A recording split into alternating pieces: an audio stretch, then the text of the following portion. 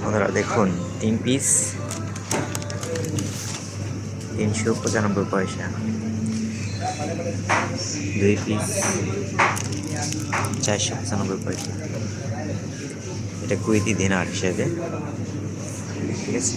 এখানে KG kilo 395 পয়সা। পাতাকপি হাফ 220 পয়সা। ওকে, দেখুন বন্ধুরা, এখন পর সিজনেও আম পাওয়া যাচ্ছে এখানে। ভেন্ডি, কলা, বেগুন, স্ট্রবেরি, আঙ্গুর, মিষ্টি কুমড়ো,